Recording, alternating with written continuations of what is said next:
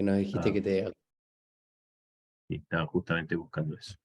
Bien, Bueno, hoy vamos a ver una clase que es un poco más práctica o semipráctica, que tiene que ver con dónde están todos los datos de genética y todos los datos de enfermedades y de publicaciones. Algo ya conocen, no sé, alguna vez buscaron un paper, conocen lo que es el PubMed o el NCBI, Sí, sí. Sí, lo usan habitualmente. PubMed, sí, yo lo he usado. Bueno, vamos a ahondar un poquito más en eso, porque PubMed es solamente esta parte, es un ítem dentro de una gran base de datos donde donde podemos encontrar casi todo lo relacionado a la genética, a la medicina, a las publicaciones y y varias cosas más. Hasta mediados del 1990 había tres grandes bases de datos, tanto Estados Unidos como Europa y Japón. Cada uno tenía su base de datos por separado, y cada vez que alguien trabajaba, por ejemplo, en un nuevo gen y secuenciaba un fragmento de algo y decía, esta secuencia corresponde a tal gen, la iba subiendo a la base de datos de manera medio desordenada en todo caso, eh, hasta que fueron dando cuenta de que la cantidad de datos es enorme y muchas veces se repetían, porque como era un poco difícil que un laboratorio en un lado del mundo estuviera trabajando con una secuencia de la nada, y otro también, y tal vez era la misma, pero no se veía. Más o menos para principios de los 90 hicieron una unión de todas estas bases, y ahora cuando uno entra, por ejemplo, al NCBI, a la Biblioteca Nacional, bueno, el NCBI es la Biblioteca Nacional del Congreso de Estados Unidos, que tiene todas las cuestiones de literatura, todo lo que se publica guardado. También puede entrar al Ensemble, que es la base de datos europea, y a la GST, que es la japonesa. Uno no lo ve, pero los datos pueden estar en uno, están replicados en las tres, tranquilamente. ¿Y qué datos vamos a encontrar ahí? El NCBI, que es la plataforma más común, el portal más común para entrar, tenemos los datos de bioensayos y ensayos químicos, de software y DNA, de datos y de software, de ADN y de ARN, así secuencias de ADN, ARN, dominios y estructuras de proteínas, de ARN, de ADN, de moléculas en general, los datos de los genes y datos de expresión de genes, datos de genética y de medicina, es decir, la acción de los genes, los distintos genes en enfermedades, todos los genotipos, todos los genomas y los genotipos, y los mapas de los genomas, cuando, por ejemplo, se secuencia el genoma humano, ¿dónde se guarda esa secuencia? Esa secuencia se usa como referencia para que todos los laboratorios del mundo puedan ir y acceder, y cuando están trabajando, uno poder decir, este gen corresponde a tal gen que está en tal lado del cromosoma. Eso, según la referencia, el genoma de referencia, bueno, acá están guardados todos los genomas de todos los organismos eh, ya mapeados. Hay una base de datos de homologías donde se muestran cuáles son las homologías entre distintos genomas de literatura, que es PubMed, esa es la que más conocemos, pero también están todos los datos de las proteínas. Inclusive a mediados de los 2000 empezaron a guardar, cuando uno realiza una secuenciación, puede mandar los datos crudos o los datos ya analizados y guardarlos acá, de manera que se hace público para todo el mundo. De taxonomía hay entrenamiento, los datos de variaciones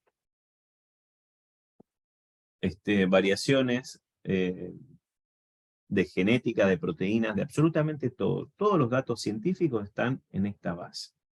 Si ingresamos en esa base, es más, voy a ver si lo podemos hacer directamente acá. Segundo queda un poquito más largo. Vamos a...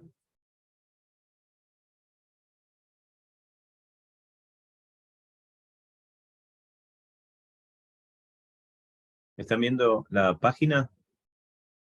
Sí, sí. Sí, Bueno. se ve.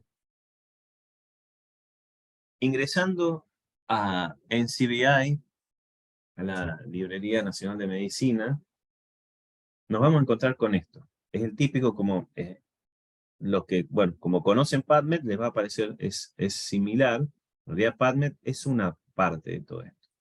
Estas son todas las bases de datos que tenemos dentro de la Librería Nacional de Medicina, de la Biblioteca Nacional de Medicina.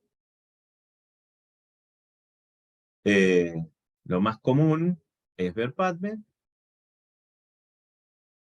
que básicamente, bueno, PubMed no solamente, lo más común acá tenemos PubMed.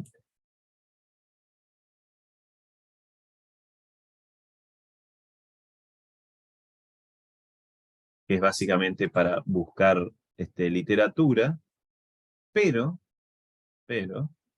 si volvemos acá,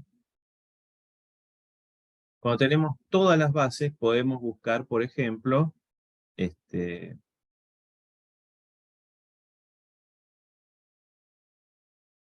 cuando tenemos todas las bases,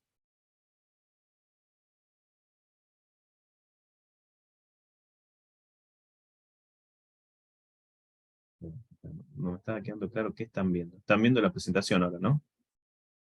Sí, Búsqueda de etiología molecular.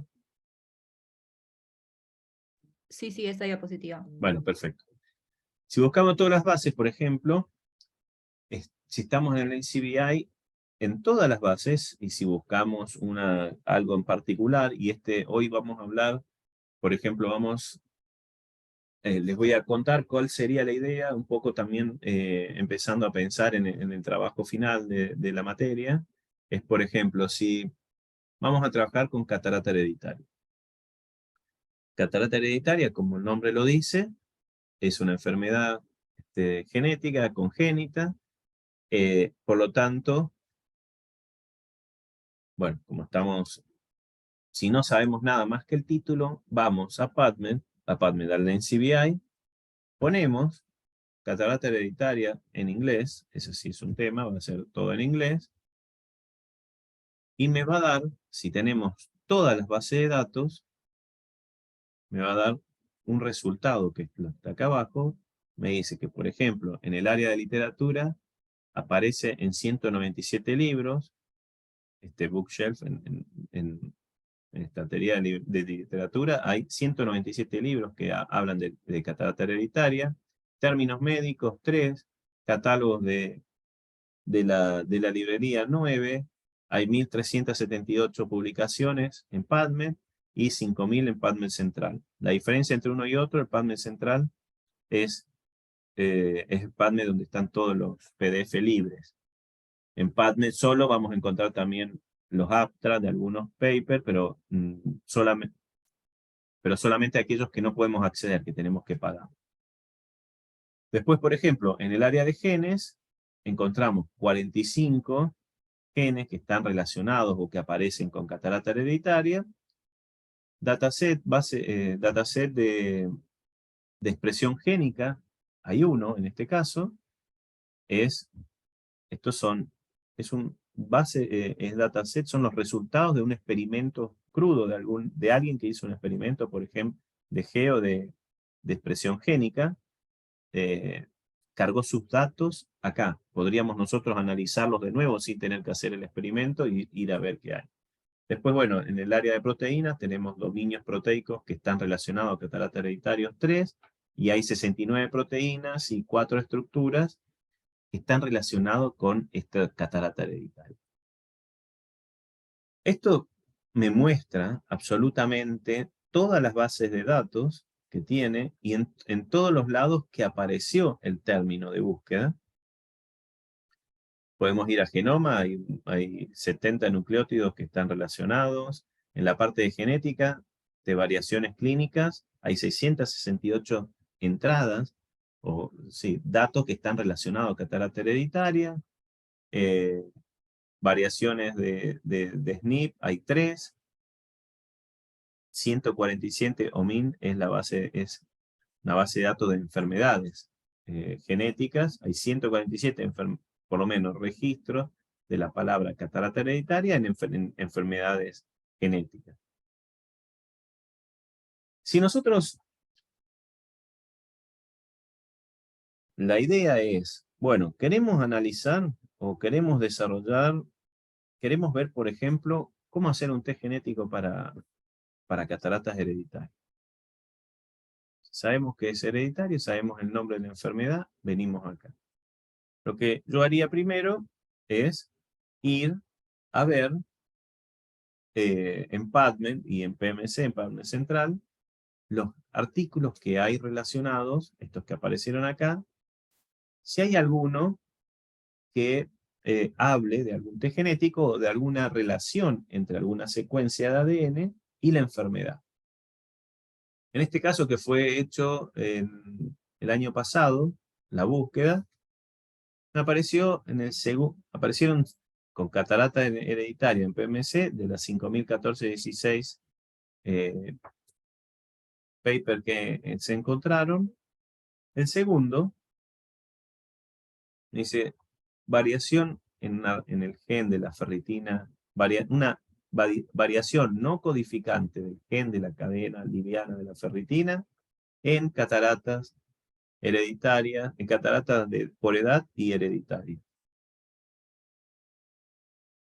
En este caso seleccioné, dije, bueno, vamos a ver, el gen de interés es la cadena liviana del receptor de hierro o ferritina. Si le doy, entro en este paper, lo tengo ahí, es un paper del 2013, y acá vamos a leer un poquito qué hicieron en este paper. Me parece interesante y ahora quisiera saber qué hicieron en el paper y si puedo hacer un test genético o de alguna manera entra una persona o un paciente o estoy trabajando en un proyecto de investigación en catarata y quiero saber cómo hacer cómo hacer este test genético. Vamos a analizar un poquito el paper. En este paper, lo que hicieron, si lo leemos, tomaron una familia que tenía varias personas con cataratas hereditarias, 6 personas afectadas, pacientes, digamos, 4 personas no afectadas, 4 personas relacionadas y 3 esposas. En este caso es porque no es que las esposas no fueran parte de la familia, sino que son 3 personas que vinieron, que genéticamente no estaban relacionadas con la enfermedad. Ahora vamos a ver un poquito mejor. Además, están trabajando en un laboratorio oftalmológico de un hospital o asociado a un hospital. Entonces, pudieron conseguir 197 pacientes afectados y 102 personas sanas, no relacionadas, de manera de poder ver, por acá todavía, pensemos que todavía no se descubrió, por más que ya sabemos cuál es el título, estamos viendo la manera que estas personas encontraron que este gen es el responsable. ¿Y qué hicieron con esas personas? Primero, hicieron una técnica que se llama GWAS, hicieron microarrays, donde vieron aproximadamente 700.000 lugares en el ADN, 700.000 lugares únicos, es decir, en la posición 1000, ¿qué base hay? En la posición 2000, ¿qué base hay? En la posición 3000, así escaneando posiciones únicas en todo el genoma. Eso es un array de SNPs. Van a ver cuáles son los nucleótidos en las distintas posiciones. Y después, como acá tenían la familia, los 6 afectados y los 6 afectados y los 7 no afectados, los 4 no afectados y las 3 esposas, fueron viendo, y cada uno de esto es una manera de cómo se ve el SNP, cómo se ve el array. Cada color me indica cada posición me indica un SNP y un color en particular. Por ejemplo, en este caso son los casos contra los controles, y mirando cada uno de los casos y controles, ven, recuerden que así como están estos puntitos, hay 700.000 puntitos. Estos 700.000 puntitos de los arrays son 700.000 lugares desde el cromosoma 1 hasta el cromosoma 23, hasta el cromosoma 22, incluyen y el sexual. Y se sabe, están ordenados, cada uno de los puntitos los conocemos. Entonces después podemos ver, que es el gráfico de acá abajo, de los 700.000, se fijan si los casos y los controles tienen el mismo o si tienen diferente. Si tienen diferente, ¿y cuál es la probabilidad? Digamos que es un test estadístico de cada... Vemos en el punto 1000 los controles que tienen, por ejemplo A, y los casos que tienen A. Entonces, ¿cuál es la probabilidad de que sean diferentes? La probabilidad es 0. En el punto 2000, en la posición 2000 del genoma, los casos tienen una T, hay 5 casos con T, y en el otro hay 1 con T y 7 con A. Entonces, se hace la estadística para ver si son diferentes, y esa estadística me va a decir que es una alta probabilidad de ser diferente. En la estadística, la probabilidad, ¿cómo la vemos? La vemos como un P. Mientras el P sea más chico, la probabilidad de error es menor. Entonces, lo que estamos viendo acá en estos puntitos es la probabilidad de que sean diferentes. Baja probabilidad, el P el logaritmo, el menos logaritmo del P es más chico, son estos puntos que están acá abajo, pero ciertos lugares, como este, como este, como este, como este, me muestran que hay alta probabilidad de que la diferencia que se ve en esa posición es porque los casos tienen una letra y los controles tienen otra letra. ¿Se entiende la idea?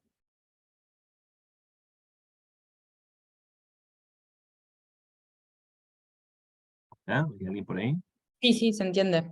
Bueno, entonces de esa manera, cuando uno no sabe nada de dónde está, cuál podría ser la causa genética, o en qué gen es el que está involucrado en una enfermedad, uno puede hacer un paneo de todos los cromosomas y eventualmente ver, por ejemplo, que en este caso, en el cromosoma 19, acá aunque parezca que es un solo lugar, como imagínense que estos puntitos son 700.000 puntitos, están uno al lado del otro, entonces acá aunque parezca una sola cosa, una sola barra, hay varios que están separados un poquito uno del otro, pero como son tantos, pareciera que fuera uno solo.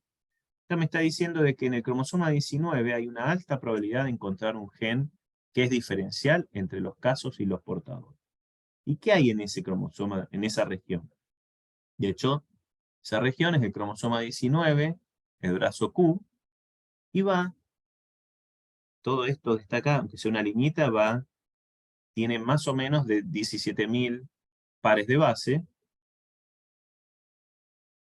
Cada uno de los SNP, de las posiciones donde hay una variación, se los llama RS con un número, para identificar exactamente dónde está la variación genética en el genoma, en un solo nucleótido. Eso se llaman RS. Entonces está del RS 888.861 al RS 811.000, no, 8 millones,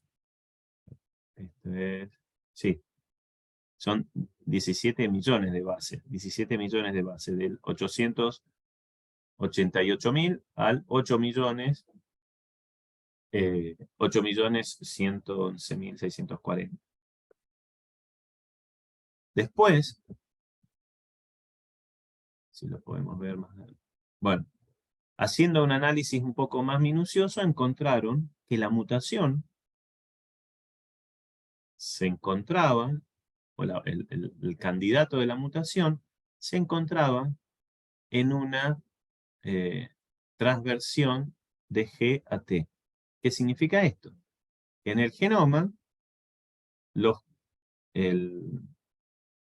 controles, las personas sanas tienen G y los mutantes o las personas enfermas tienen T.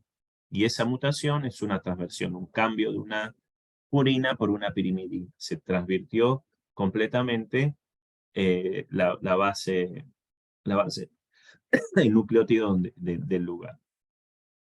Y esa transversión se encuentra, C significa cromosoma, en menos 168, es una G por T, localizado en el elemento de respuesta al hierro del gen de la cadena liviana de la ferritina, FTL. ¿Por qué dice menos 168? Porque una de las maneras de nombrar las posiciones de dónde están las mutaciones o dónde están ciertas secuencias es a partir del lugar del inicio de la transcripción, por ejemplo.